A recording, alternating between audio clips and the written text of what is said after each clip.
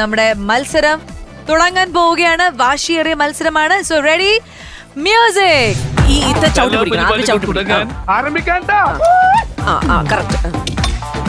പതുക്കെ വേണം. ഇപ്പോഴാണ് ശരിക്കും താഴോട്ട് കളഞ്ഞു. പിന്നല്ല, നിങ്ങൾ എന്നെ ചതിച്ചല്ലേ? നീ അങ്ങനെയല്ലല്ലോ നേരത്തെ പറഞ്ഞു. കൈ നോക്കണം.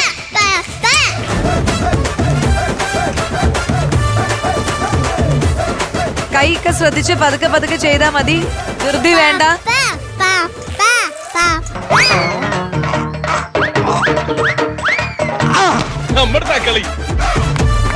കുറച്ചങ്ങനെ ഇരുന്നാലും കുഴപ്പമില്ല. വൃത്തിയായിക്കോട്ടെ. ഞാൻ ഇവിടെയല്ലോ, ഞാൻ ഇവിടെയല്ലേ. സൂപ്പർ. വാശിയേറിയ മത്സരം തന്നെയാണ് നമ്മൾ ഇവിടെ കാണുന്നത്. എനിക്ക് ഒരു തേങ്ങ കിട്ടിയിരിക്കുകയാണ്. ആരംഭത്തിൽ അപമാനം. പറ്റുന്നുണ്ടോ? Very good, very good, super. അയ്യോ, പേടിയാവുന്നു എനിക്ക് അങ്ങോട്ട് നോക്കുമ്പോ. എനിക്ക് നീ മതിയായിട്ടില്ലല്ലേ ആന്റണി? ആന്റണി സുഖല്ലേ? എവിടെ ചെന്നാലും അങ്ങോട്ട് ഏക്കണില്ലാച്ച. എനിക്ക് അബദ്ധം പറ്റിപ്പോയി. നിനക്ക് പറ്റൂലേ, കളഞ്ഞിട്ട് പോടേ. കൊറേ സമയമായിട്ട് കളിയാക്കണം. Very good, very good. ചേട്ടാ, വീട്ടിലെ തേങ്ങ പൊതിക്കാനാണോ ഇതാണോ സുഖം? എനിക്കിവിടെ വർത്തമാനം കെട്ടിട്ട് ചൊറിഞ്ഞോണ്ട് വരും. വീട്ടിലെ തേങ്ങയാണ്. കാസർഗോഡുള്ള തേങ്ങ കുറച്ച് ഒരു മിതത്വം ഉണ്ടെന്നാണ് ചേട്ടൻ പറയുന്നത്. അത് നല്ല സുഖമായിരുന്നു. ഇത് ഇച്ചിരി കട്ടിയായി പോയി. എന്താണ്ടടുത്ത് തുള്ളരുത്, എന്റെ കാലുമേൽ ആണി കയറിയ.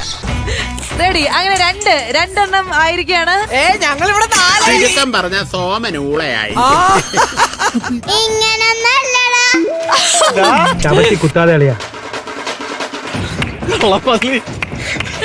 ചേട്ടാ, സമയം നമ്മുടെ സമയം തീരാറായിക്കൊണ്ടിരിക്കുകയാണ്.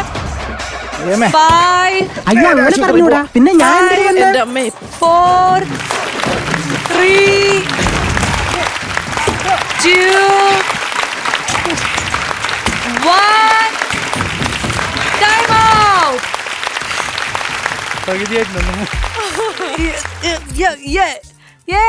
അപ്പോ ചേട്ടന്റെ കാസർഗോഡുള്ള തേങ്ങ ആണ് നല്ലതെന്നാണ് ചേട്ടൻ പറഞ്ഞത്. അതുകൊണ്ടാണ് ഞങ്ങൾ ഒന്ന് പുറകോട്ട് പോയത്. കൊച്ചിയിലുള്ള തേങ്ങ കുറച്ച് സ്ട്രോങ് ആയതുകൊണ്ടാണ് ചേട്ടൻ അത് പ്രോപ്പറായിട്ട് പൊതിക്കാൻ പറ്റാതിരുന്നത്.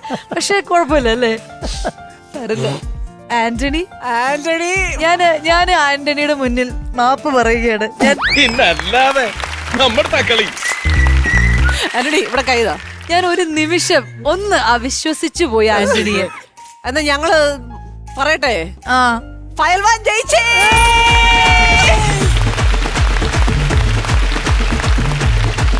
എത്രയുണ്ട് എണ്ണ? ജസ്റ്റ് ചുമ്മാ എണ്ണിക്കോ. 1 2 3 4 എവിടെ? 5 ചേട്ടാ. 5 എല്ലാം പോയി. 5 അല്ല, 5.5 എന്ന് പറയാം. ഹാഫ് ഒന്നുമില്ല. അതില്ല. തേങ്ങ കാണുന്നവര് ഞങ്ങൾക്ക് 1 2 3 ഞങ്ങളൊരു ഹാഫ് എടുക്കും. ഞങ്ങളൊരു ഹാഫ് എടുത്തോട്ടെ. 3. അപ്പൊ ഇത് ഇപ്പൊ നിങ്ങൾക്ക് മനസ്സിലായില്ലേ? ചില കാര്യങ്ങളിൽ എക്സ്പീരിയൻസിന്റെ ഒരു ആവശ്യം ഇല്ല അല്ലേ? നല്ല എക്സ്പീരിയൻസ് ഉണ്ടെങ്കിൽ ചില സമയത്ത് നമുക്ക് തെറ്റിപ്പോകും.